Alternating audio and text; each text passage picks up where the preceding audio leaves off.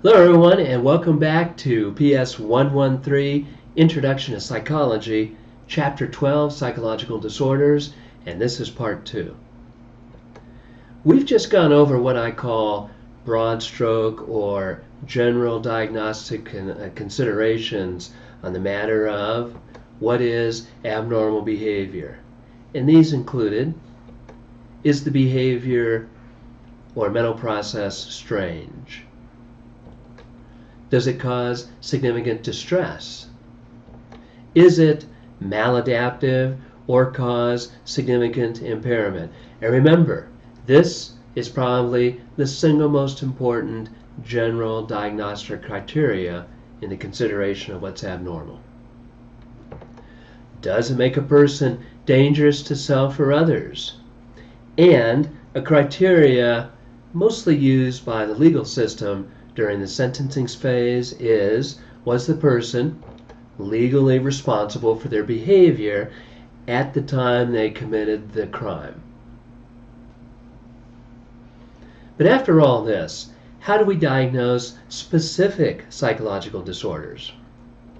The key concepts we're going to examine in Part 2 include the DSM, anxiety disorders, and some of these anxiety disorders that we're going to look at are panic disorder, agoraphobia, generalized anxiety disorder, and PTSD. So back to this question, how do we diagnose specific psychological disorders? We rely a great deal on a reference book called The Diagnostic and Statistical Manual of Mental Disorders, or the DSM for short. The DSM outlines criteria for diagnosis in great detail. Any practicing psychologist will keep a copy of the DSM handy at arm's length because no one can memorize all of its contents. It is so important to us, we nickname it the Bible.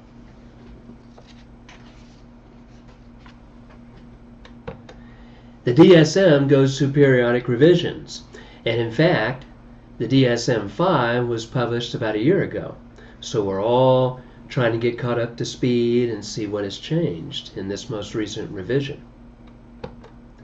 In fact, those of you who go on and take upper level classes in psychology, maybe major in psychology, you will sign up for a course called Abnormal Psychology, and the DSM will probably be one of your textbooks. For the remainder of this chapter, we're going to focus on what's called the big three of psychological disorders: anxiety disorders, mood disorders, and schizophrenic disorders. I want you to remember, however, that there's many other types of psychological disorders, a lot more. But these three taken together are the most common and are absolutely essential for us to review in our course. Let's start. Anxiety disorders can be summarized as disorders characterized by frequent, fearful thoughts about what might happen in the future. All of the anxiety disorders have this common thread that runs through them and ties them all together. Anxiety disorders have a physical or a bodily component, and people who suffer from anxiety disorders commonly self-medicate by drinking or drugging to get relief from these symptoms. A panic attack is an overwhelming episode of anxiety, fear, or terror. It typically comes on suddenly and out of the blue for no reason, with symptoms similar to a heart attack, including chest pain, difficulty breathing, rapid pulse rate, or heart rate. In fact, it is so similar to a heart attack that people may even go to the emergency room with a fear that they are having a heart attack. These symptoms begin and they peak in about 10 minutes and then begin to decrease and come back to normal. But the patient also has feelings of terror. That's where we get the word panic attack, such as, I'm losing my mind, or I'm going to die. I'm going to do something violent or uncontrollable. Someone or something has taken over control of my body. This cluster of physical symptoms with the loss of voluntary control can be understood in some cultures and throughout periods of history as body possession or black magic and voodoo spells. It's not unusual for any one of us to have experienced 1 or 2 panic attacks in their lifetime. The diagnosis of panic disorder, however, is considered when the patient experiences recurring, unpredictable episodes of overwhelming anxiety, fear, or terror.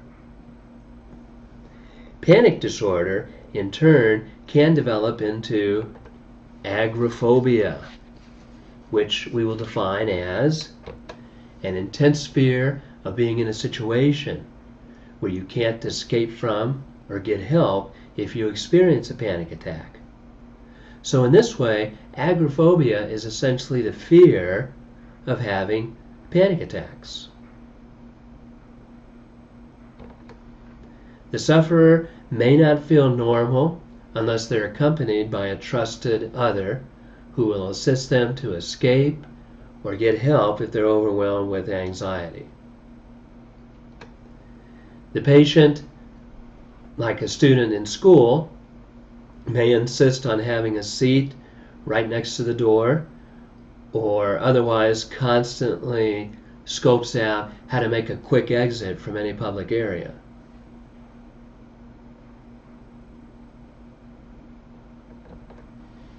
Agoraphobia can progress to the point where a person becomes homebound so that they can no longer venture out.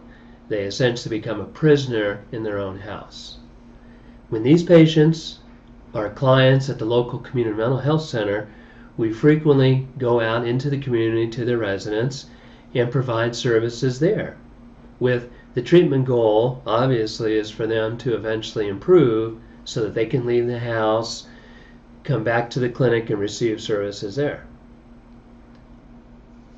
Another common anxiety disorder is generalized anxiety disorder, which we will define as chronic excessive worry lasting more than 6 months.